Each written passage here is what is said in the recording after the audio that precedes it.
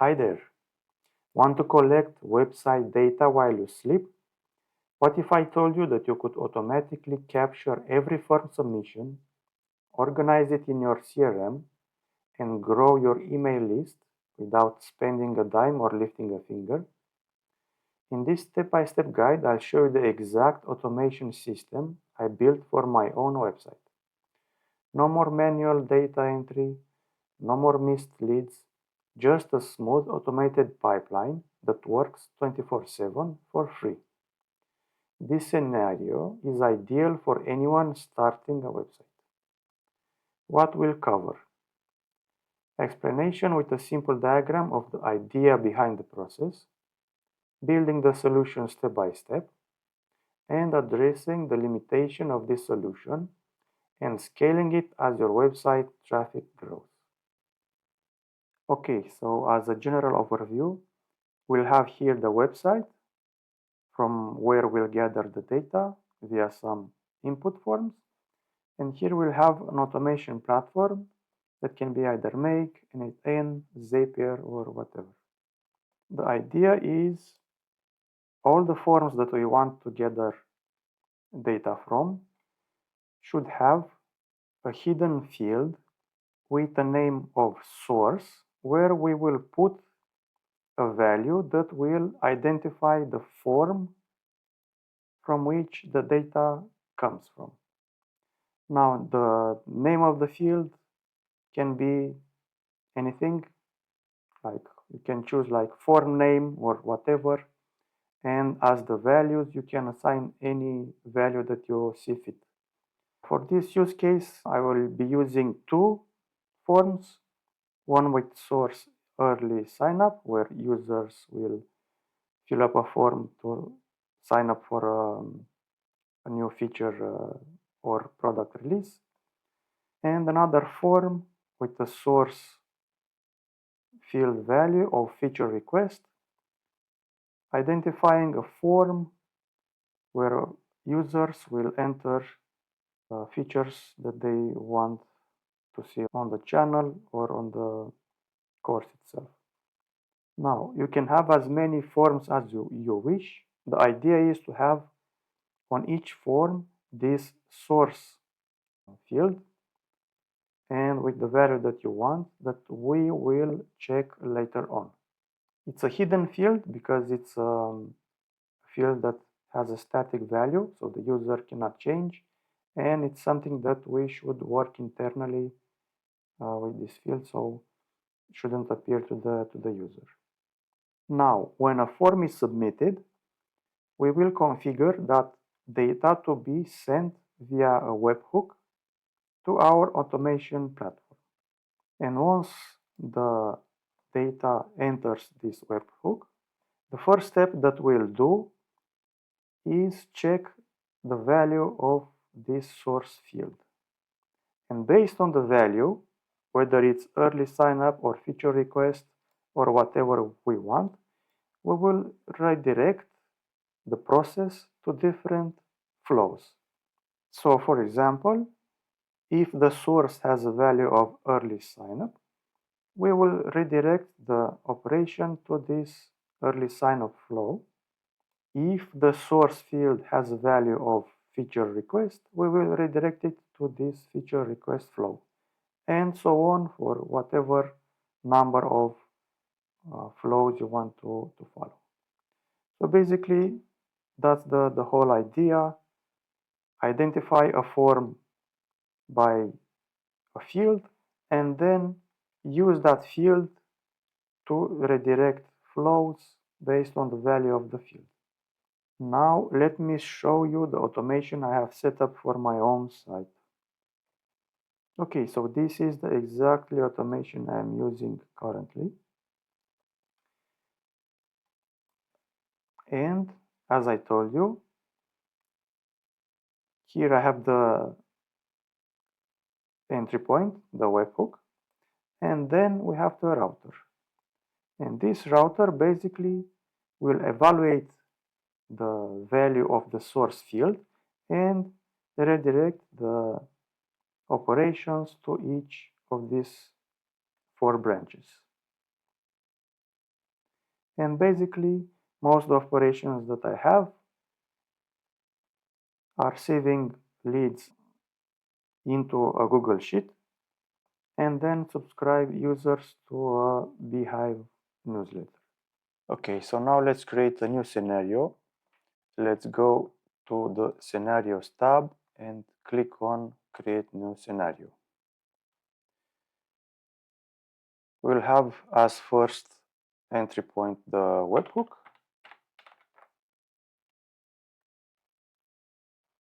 Custom webhook. And we'll click on Create a webhook. You can rename the webhook as you wish. And click on Save. Now Make has created an URL that we can use to post the data to. And now it is waiting for data so it can determine the data structure. So we'll copy this address and we'll use it in the form to submit the data to.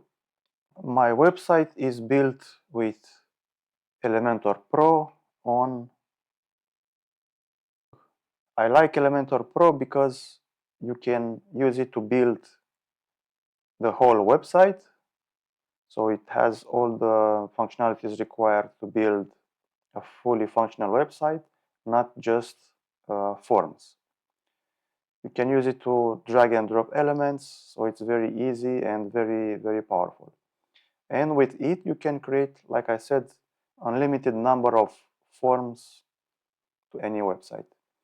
And it's very cheap. It costs like $100 per year, and you can manage up to 5 websites.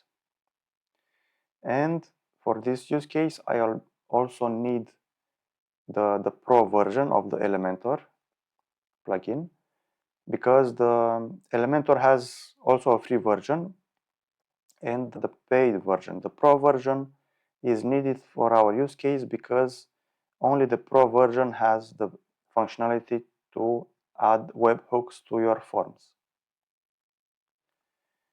So this is my landing page, and on the bottom I have this form, an early sign up form,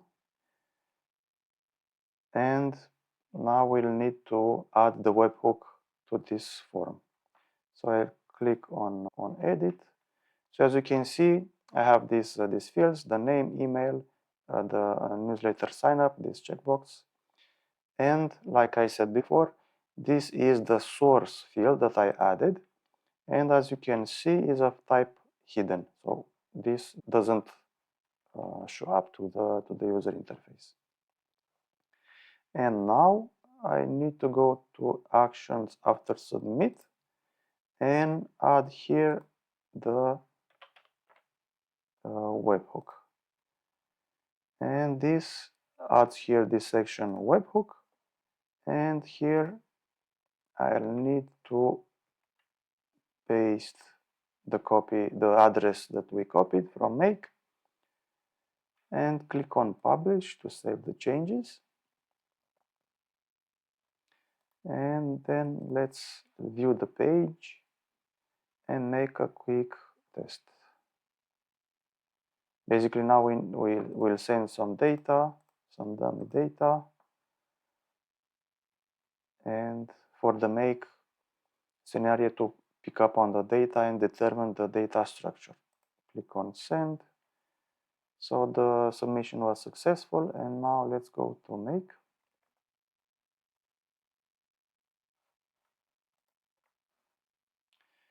Okay, it says data it was successfully determined, and now we can click on OK. And as we said, the next step will be to create a router that will evaluate the source field to branch operations to different flows. So click on plus, and here select router, and to the router we can add as many branches as we want. So in our use case, we have the early sign up form, and we need to add here the condition for this one, and I'll click on this wrench and click on setup filter. As for the label, we can put here the early sign up route. And as condition, when we click here, we'll see the fields that came from the webhook. And basically here it is the source field.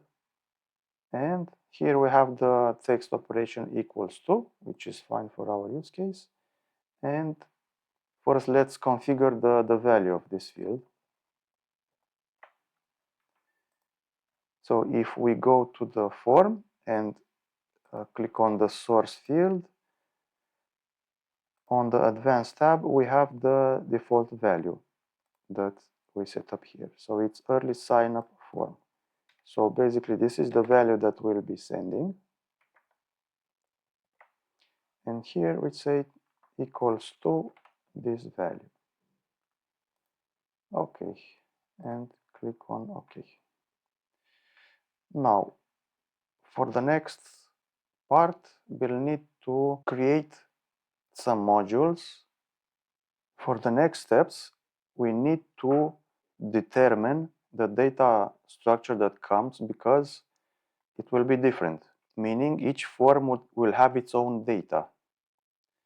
So one form will have a data structure and another form will have different data structure. On each branch, we need to basically tell it to make what type of data we want and expect on that specific branch. So we'll create, for this purpose, the create JSON module. Click on plus and specify JSON and create JSON. So here we can specify the JSON structure that our data must comply to. And we'll click on add and create the structure. So basically here we add the fields by clicking on add new. We'll add the name like name of type text. It is required. This depends on your form as well. So you can put some validations. The name and email on my form are mandatory. So I will specify here as required. Add a new one with the name email. Here we have many data types. For the email, also text, also required. Another item is the checkbox. Subscribe to newsletter.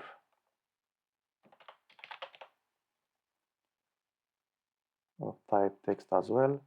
Elementor sends the values of a checkbox with either Y for yes or N for no, or no value at all for no. We'll check. This is not required. And we click on save. Okay, so now, as you see, we have these fields as an overview, the name, email, and the subscribe. So now we need to specify the values for these fields. For the name, we'll click here and we'll get the values from the first step, from the webhook. We have here the name. For the email, we have the email field. And subscribe to newsletter, we have this newsletter sign up field. And we are all done and click on OK. So this create JSON module creates a JSON string from the data that is passing through it. But to be able to reference individual fields from this JSON string, we need to convert the string created by this module into a string object. And we'll do that by adding as next step the parse JSON module. So you click on plus, go to JSON and select parse JSON. Here we need to choose the data, the structure that we created previously from the create JSON module, and it was my data structure. So here I forgot to properly name the data structure to be able to differentiate it from the other data structures.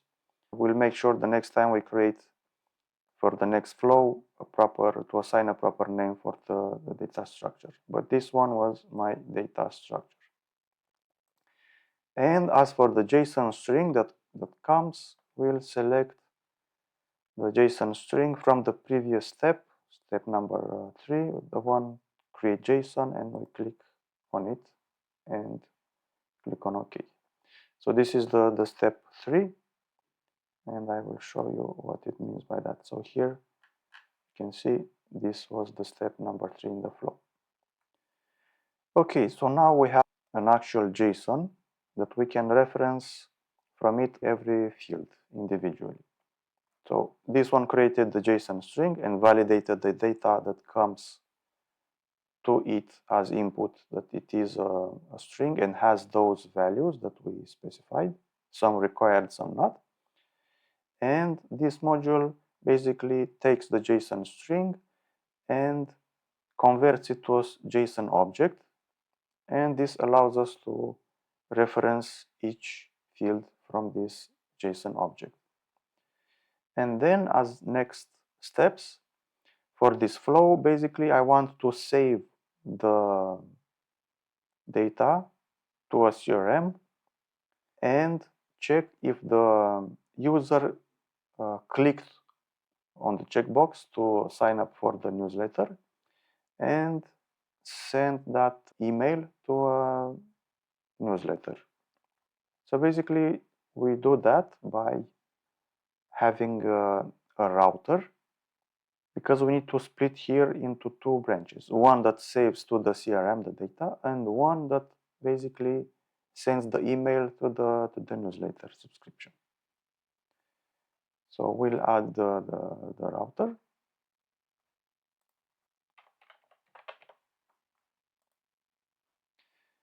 And here we have two branches.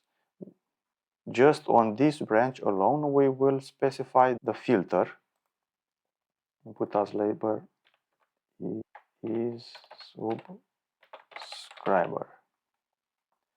And here we'll put we'll select from the parse JSON. And now, as you see, we have the individual fields from the parse JSON module. And we'll select here the subscribe to newsletter, and the operation must be equal to y. So this is the data that is sent by the Elementor Pro. When a check mark is checked, the value sent with the form has this value y. And click on OK. So this branch has a filter that will go and add the email to the subscription. And this branch, we will not set any filter because all the time we want to add the data to the CRM, no matter if the user selected to subscribe or not to the newsletter. For the CRM, I'll be using Google Sheets. Why I choose Google Sheets? Because it's very affordable as price, and not to mention that Google Sheets, well, all Google products are GDPR compliant, so I can store all the data coming also from European Union customers. So to add the Google Sheets, on this step, click on the plus, select here Google Sheets, and add a row to basically append a row on the bottom of the table, and click on add row. Now for the Google integration, I will not be covering this aspect. I will do indeed put a link in the description how you can make a Google Workspace connection. And here we need to specify the location of the Google Sheets file. So on the My Drive, we select just My Drive, and here click on File to choose from. And here are basically the folders within Google Drive that we need to specify where the file is. So I created the Google Sheet in this folder and click on the plus sign to specify also the file, which is this one. Early sign up form data. Let me show you the file. So here in Google Drive, I have this site data collection folder and this Google Sheets early sign up form data that has basically just the fields that we collected so far. So we have the name, the email, and the newsletter sign up check mark. And now let's go back to make. We need to select the sheet name. I only have one sheet with sheet 1. We'll leave yes because the table has header row, this one. And for the values, for the name, we click on and select from the previous module, the parse JSON. We select the name, and for the email, and the newsletter sign up. And that's it. Click on OK. And now basically with every form submission, we'll have the data stored in Google Sheets. As for the newsletter subscription, for my website, I use Beehive, and Make has integration as well for it. Select, click on plus, and on the Beehive, click on show more, and basically we need to create a subscriber to our Beehive account. And here as well, you need to specify and define your Beehive connection. I'll also add a link how to create the Beehive connection in the description. And here what we basically need to provide to Beehive is the email address. Here we can also specify some tracking parameters like the source, medium, campaign. You can put here if you want some values to differentiate the source of your subscriptions. As the medium, we can specify website. The source, you can specify the source name. As for campaign, you can add, if you had, for example, ads, so you can see that certain subscription came from that campaign, and so on. And we click OK. So now basically we have a full flow for the early sign up form. Now let's test it. Before testing it, we click on the save, and we need to activate this scenario as well, and we need to check here so we can capture the data immediately as arrives. Here we can specify how much the interval the scenario runs. We can put at several intervals every day and on demand and so on, but we need to specify it as immediately because this webhook will listen continuously for requests coming from the website. Click on OK and save it again. Okay, so now let's make a quick test. One test without the newsletter. Click on send. So submission was successful. Let's go to make. And on the make, we can go to the scenarios. Click on this one. And on the history, we have here the execution of this scenario. And if you click on the details, we see here that the details for the execution.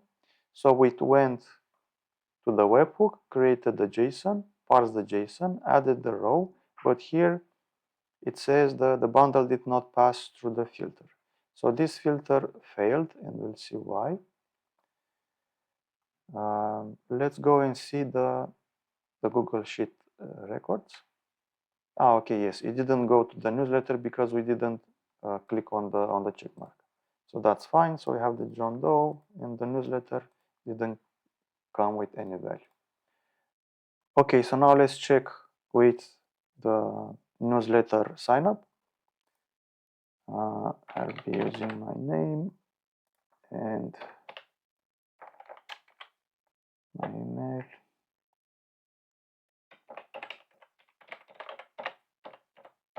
And we'll leave the check mark on and click on send. So data was successfully submitted. Let's check on the Google Sheets. Okay, so we have the name, the email, and here we see the Elementor is sending the value on. And we specify Y in the Google Make. So let's double check that. Let's go to the Make history. Click on details on the last one. And again, we see that we can now confirm that the beehive flow didn't win because the filter didn't pass. So we can go to the diagram, click on edit, click on the filter, and here say equals to on. Click on OK, save it.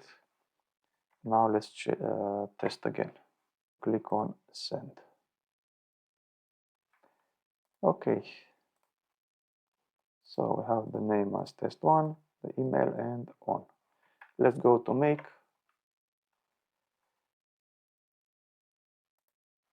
Go to this scenario, this one, go to history, go to details, and okay. Here we see all the steps were executed, including the beehive subscription. Now let's go and create another flow for the feature request. Go to the diagram, click on edit, add here the filter for the feature request. We'll just label it to be able to distinguish it properly. Feature request. For the condition, again, we'll specify the source, and here the value we'll put as, let's say, new feature request. Click on OK. Now let's double check that in our form that the value is this one. So here I have basically the same, then more or less the same. The name, email, the type of feature, and the message, and whether to subscribe to the newsletter or not. Okay, so now let's edit this page with Elementor.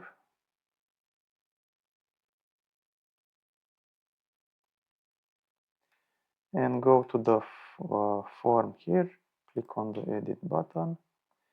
And here we have the name, email, type of feature, message, newsletter, and the source.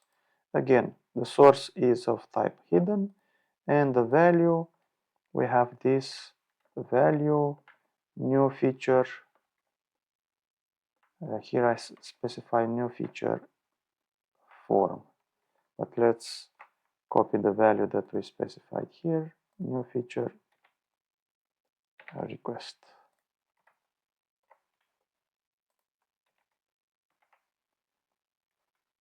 And save the page. Now we need to add the webhook to the form. So let's go to make and get the webhook address, copy, and go to the form and action after submit, select webhook and go to the webhook section, paste, and save the page. Okay, so now we need to do the same steps to create the JSON and then parse it for the data that will be coming from this form. So click on the plus, JSON, create JSON, click on add. Here let's rename it properly. So let's specify new feature JSON structure. This one I already used, and I will specify a new name like video demo. Add an item, and we'll add the items like name of type text. Is required or not? Let's check. Yes, so we have name, email, type of feature, and the message. So basically all are required. Yes, adds item, email required, type of feature, add new item, type of feature required. Yes, add another one. This one is the message required S, and another one with the email subscription.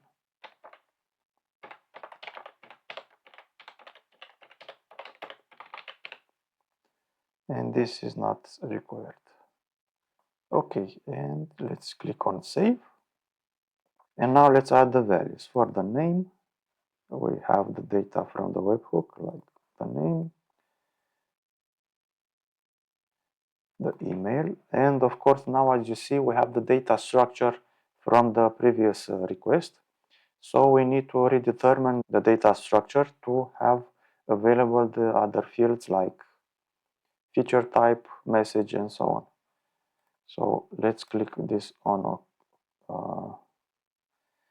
So it seems that we cannot save it yet like this, but click on save anyway, just to make sure we don't lose anything. So to determine the data structure, we click on the webhook and again click on this redetermine data structure. And now make is waiting for a new request. And let's go to the website. Let's view the page and make a new request. So here, John Doe, type of feature, let's say automation scenario, and for the message, make email to respond under. No email, subscription, and click on send. Okay, so the data was successfully submitted. Let's go to make, and data was successfully determined. I'll click on OK, and now let's go again to the JSON structure. Select the one that we created, the video demo. And now, as you can see, we have the fields again, the proper fields. So we have the name, we have the email, the type of feature, this is the type, the message, you have the message, and the newsletter sign up. Okay. Now, here we have the JSON string, and we need to parse it to a JSON object. Now, this is a limitation of make, because we cannot run any type of code. Ideally, we could have run a simple JavaScript code to make the JSON object, but we'll use the parse JSON module. Click on the plus JSON, parse JSON. On the data structure, we'll select the data structure, and the JSON string, the one that came as output from the create JSON node. Okay. Now going forward, we'll do the same. We'll create a router to check if the user wanted to subscribe to the newsletter, and the default one that will collect the data to Google Sheets. So add the router and the filter for the newsletter. Click on here, set up filter, can add a subscriber. The condition, we go to this parse JSON output, subscribe to newsletter, and equals to on. And we have created this one. And for the beehive, create subscriber node, and as the email address we have here the email. So this part is done, and now let's add the Google Sheets integration. For this flow, I created a new Google Sheets. This one that has as header the name, email, type of feature, message, and the newsletter sign up checkmark. So let's click on this one, select Google Sheets, add a row. Let's select this new Google Sheets that is called new feature form data. Select the sheet name, yes, contains headers, and now let's assign the values. The name, the email, type of feature, the message, and the newsletter sign up. Okay. So now we have this flow as well configured. Let's click on auto line to properly format it. And now let's make a quick test. Let's go to the web page.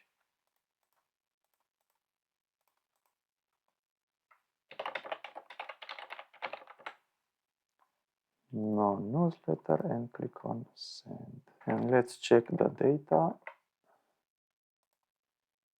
So we have no data. Can go and check the executions. Okay, yes. So that's the reason we didn't save the scenario. Click on save changes. So let's make a new test.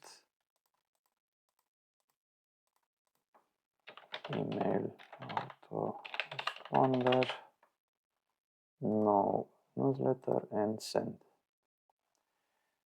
And let's check the data. Okay, so the data arrived and it didn't have the newsletter sign up.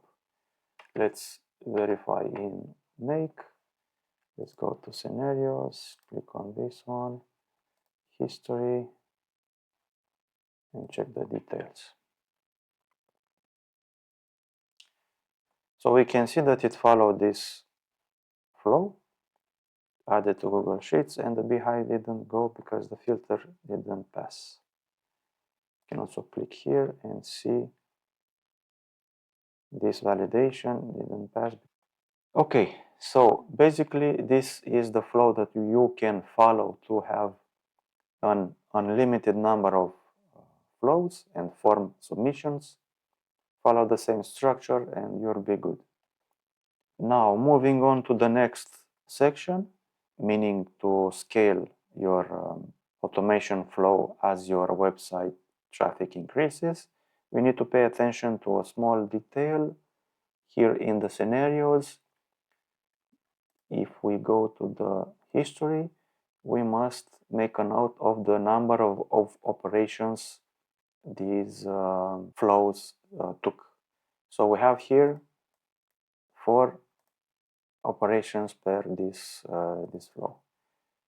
So both branches have the same number of operations because they are identical and have the same operations. So it took 4 operations per branch. Okay, so now let's cover the limitation of this approach. And as we saw previously, our automation scenario took 4 operations. On the Make free plan, we have a limitation of maximum 2 active scenarios. We have only 1, so we are good on that, and a maximum of 1000 operations per month.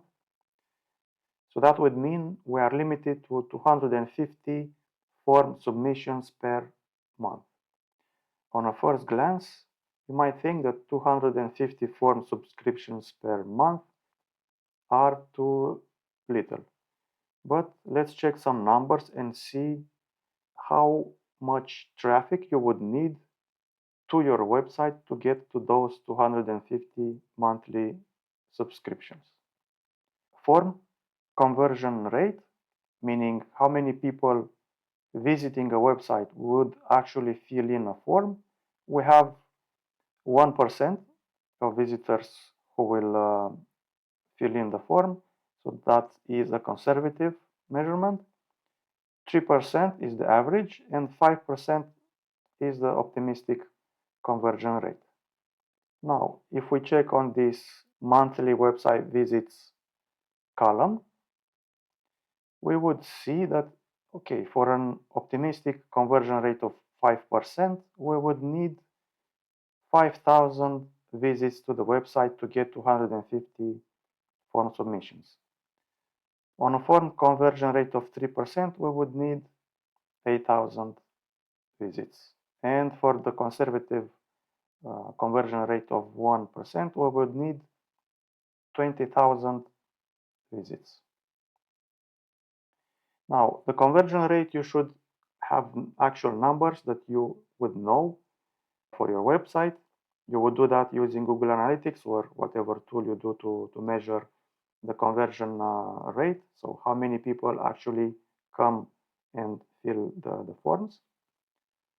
Now, as a side note, let's see, for example, if you have a social media platform, for example, in this case, YouTube, and we need to see and evaluate how much visits we need to have on our YouTube channel to bring to our website to convert those website visits into the form submissions. As for the YouTube conversion rates, we have like 0.5%, the conservative one, and 2% optimistic conversion rates, meaning how many people seeing a video actually go into the description and click on the website. And we can see here in the table, for the conservative 0.5% conversion rate for the YouTube video, we would need 5 million views to get those 25,000 website visits. And to consider the 2% optimistic rate, we would need around 1 million and a quarter of views to get the same amount of views. So as you can see, these are the metrics that you could expect when starting a business or a side hustle. In time, you would know by analyzing the data for your YouTube channel or your website conversion rate, what are the actual values, and then you could properly estimate how much traffic you would have to your Make automation scenario and adjust properly the plan. Now, the problem comes when estimating these visits or how many people would be interested in your solution when starting off. The problem is, and I also am guilty of this one as well, most people tend to overestimate how much impact or how many views their initial product will have when starting. So my recommendation at the beginning is to start slowly, measure your traffic, and then adjust your subscription to services such as Make or whatever tools you use. Many people tend to say, okay, they will overestimate and buy the most expensive subscription plans for everything, like hosting servers, automation frameworks, and everything. And that leads to a waste of money. So my recommendation is to properly allocate money that you will spend on subscriptions that will actually bring value to your business or your side hustle. For example, instead of paying the premium subscription for Make, I would recommend using this solution at first. And with the extra money, you can invest in a cold outreach system that would bring more clients into your business, so more money. Now, as your business grows, let's address what options do you have. One option would be, of course, to get a paying subscription on Make, which, for example, the core one has 10,000 operations per month, and that costs $9 per month. This would be a viable option. The next plan would be the Pro version, which is at $16, but is also limited at 10,000 operations per month. We have more features, but from my point of view, they don't worth the difference between the core and the Pro. This I would consider it as an intermediary step towards your own fully custom automation scenario. And what I mean by that, you can self-host an automation framework like N8N, for example, that is open source and it's free to host. You just need to manage it by yourself with minimum supervision. The ultimate goal for you as your business grows is to reduce your costs, and you can only do that by having a fully customized and self-hosted automation scenario. For example, we have alternative like N8N. It's open source and you can make as many operations per month as you wish. And also let's consider even 10,000 operations per month aren't that much. For example, if you have like an Excel file and you have an automation that listens to the rows being added to that file, you can see that having 10,000 rows added to that file is not that much. So you could easily consume all these credits. So if you have really big traffic on your website or have automations that require even medium volume of operations, from my point of view, Make is too expensive. So that's why I recommend self-hosting open source automation frameworks. I plan on showing you as well what setup I have for my backend services, where I host N8N and Flowise for the AI agents. Flowise is a platform that allows you to build AI agents and chatbots. It is an alternative for Relevance AI, which you can see that also is very expensive if you even use it not that much. So the Pro version starts at $19 per month, but if you plan on using many automations for your AI agents or a lot of traffic coming through your AI agents, then expect the team version, which is $200 per month. I host these two platforms, N8N and Flowise, on my own server, and I only pay $20 per month for the hosting server. So if you are curious, I will post soon a video exactly how I showed you on my website, exactly for my setup. So you will see exactly how to install and deploy N8N, Flowise, and on the hosting provider. I hope you found this video useful. If you want to get notified when I post new content, you can consider subscribing to my newsletter. Thanks for watching. Bye bye.